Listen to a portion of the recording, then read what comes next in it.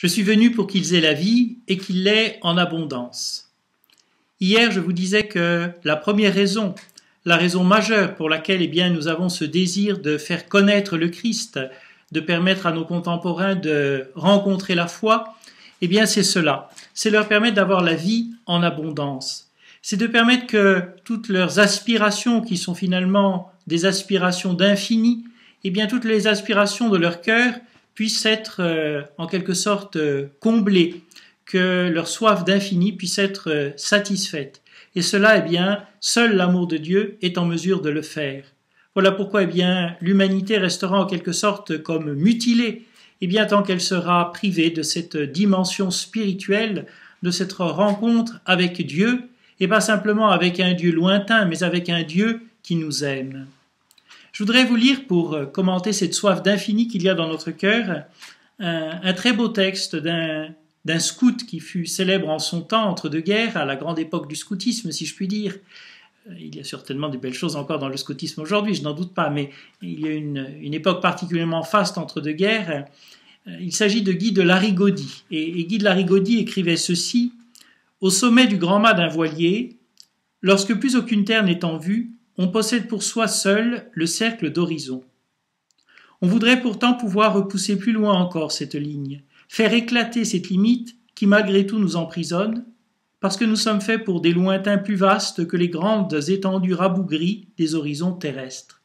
Oui, nous sommes faits pour des horizons beaucoup plus vastes, il s'agit de Dieu, de l'éternité, que les étendues rabougries des horizons terrestres qui parfois sont très belles, c'est vrai, mais qui malgré tout demeurent limitées. » Alors voilà la première raison pour laquelle, il est bon que nous ayons du zèle pour transmettre la foi, pour communiquer, permettre la rencontre avec le Christ.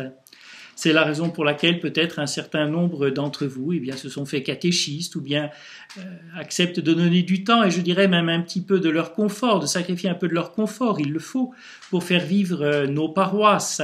Nous ne pouvons pas être simplement des consommateurs de la vie de l'Église. Nous devons tous en être des acteurs d'une manière ou d'une autre. Et puis, il y a une deuxième raison pour laquelle nous avons le désir de faire connaître le Christ. C'est toujours finalement la même raison, c'est le salut de toute l'humanité, le salut de tout l'homme. Cette deuxième raison, c'est la libération du péché. Parce que regardons notre monde. Et pas simplement en ce moment, notre monde depuis qu'il est monde. Qu'est-ce que nous voyons ? Finalement, nous sommes les témoins d'un drame. Un drame terrible, où finalement, hélas, trop souvent, l'égoïsme, le désir de l'argent, la quête du plaisir, la soif de pouvoir, guident notre monde et font que, comme le dit le proverbe, l'homme est bien souvent un loup pour l'homme.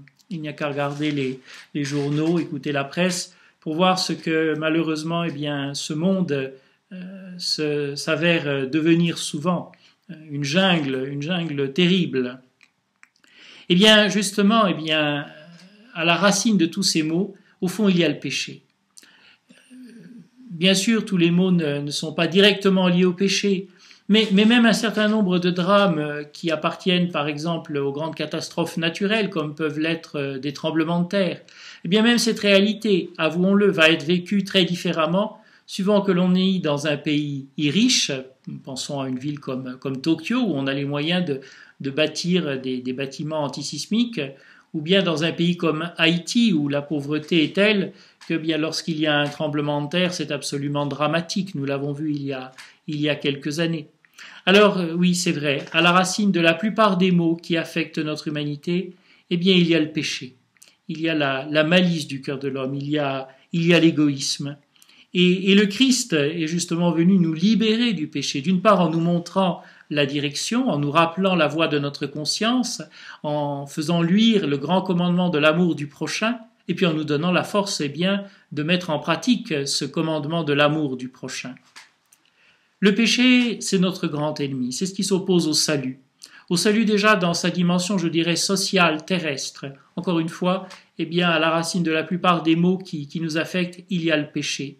Alors nous pouvons penser bien sûr à tous les péchés connus, également pour l'Occident, à tous ces péchés qui sont liés à la dissolution de la famille.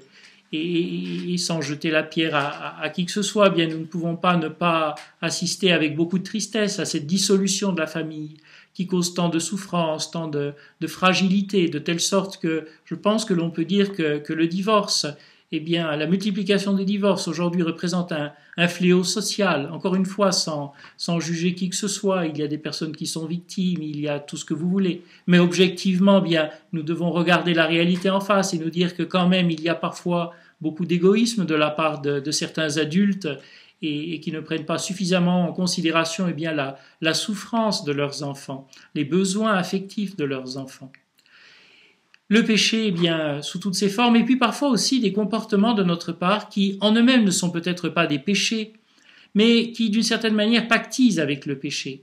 Je pense en particulier dans nos pays riches à la manière dont nous allons peut-être consommer, à la surconsommation qui parfois, eh bien, est une sorte de pactisation avec des systèmes qui sont complètement déséquilibrés, qui sont profondément injustes, où nous allons favoriser finalement le travail de gens qui sont exploités. Et comme chrétiens, bien, nous devons nous interroger sur la manière dont nous pactisons avec certains comportements de notre société, de notre civilisation, qui objectivement, eh bien, sont désaxés, sont déséquilibrés.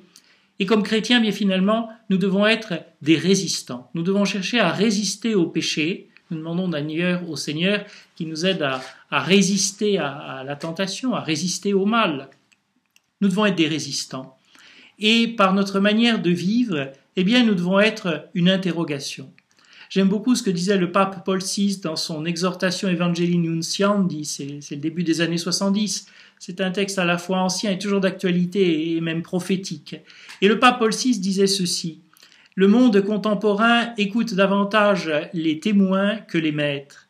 Et s'il écoute ces derniers, c'est qu'ils sont d'abord des témoins. » Eh bien oui, aujourd'hui notre monde ne se paie plus de belles paroles. Des belles paroles, il y en a tant.